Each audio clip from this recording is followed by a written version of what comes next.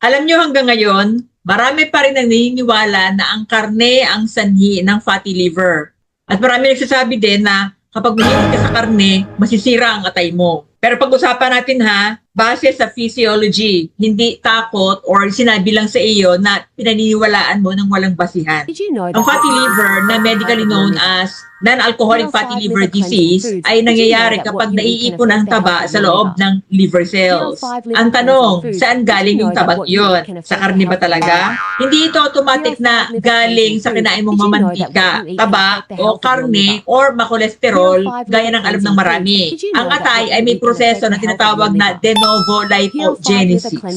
Dito, kino-convert niya ang sobrang asukal, lalo na yung fructose, into fat. Kapag madalas na mataas ang insulin level mo dahil sa excess refined carbs, sugary drinks, ultra-processed foods, doon nagsisimula ang problema.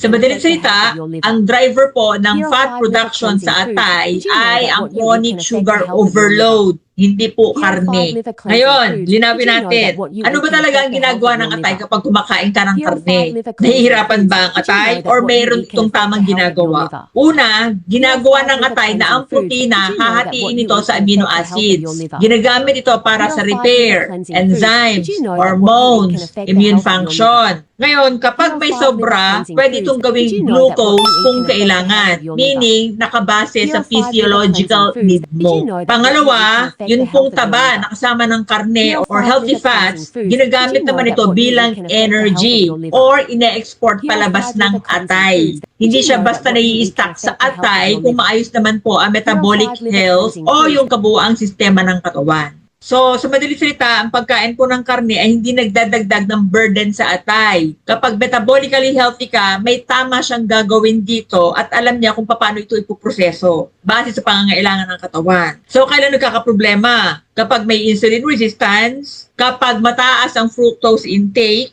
kapag may sedentary na lifestyle, at meron ng metabolic dysfunction, meaning sira yung metabolism. Hindi ito simpleng malimit ka kasi sa karne, kaya ka nagka-fatty liver. Kung totoong karne ang sanhi ng fatty liver, dapat lahat ng naka-high fat, high protein eaters gaya ng mga low carbers, dapat sila may epidemic na ng fatty liver. Pero hindi po ganon ang nakikita sa metabolic research at actual na experience ng mga mahilig sa karne at healthy fats. Marami din gumagaling sa fatty liver, hindi lang po sa Pilipinas, kundi sa buong mundo, sa loob lamang ng ilang linggo sa pamamagitan ng pagkain ng animal-based foods at healthy fats. Tapos, less ang carbs. Ito po ay base sa experience ko, base sa experience ng mga nasa low-carb community, hindi lang sa Pilipinas, kundi sa buong mundo. Isa sa pinaka-effective na metabolic tool ang low-carb at intermittent fasting. Wala pong duda yan, proven and tested.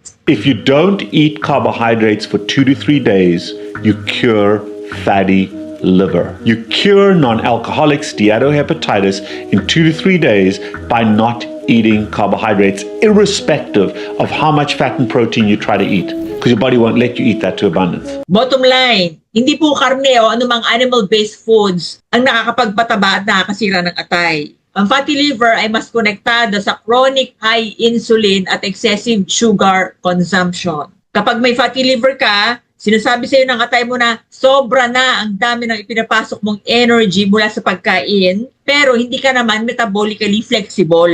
Mataas ang chance na may fatty liver ka kapag, number 1, mataas ang liver enzymes tulad ng SGOT at SGPT. Pwede normal ito pero meron ka ng developing fatty liver. Number 2, high triglyceride. Number 3, high fasting insulin. Number 4, elevated HbA1c or hemoglobin A1c. Number 5, meron kang central obesity, meaning malaki yung gitnang bahagi o bintog yung gitna ng katawan mo. And then PCOS. And then pre-diabetes. Ang mga test na pwedeng gawin para ma-confirm kung talaga may fatty liver ka ay number 1, ultrasound. And number 2, fibroscan. Ito yung mas advanced at mas nakikita talaga dito yung stage ng fatty liver. Ang atay po ay mabilis na mag-heal. Pero wag lang dadating sa punto na beyond repair na ito bago tayo kumilos. I wish you health everyone. God bless and thank you for watching. Bye-bye.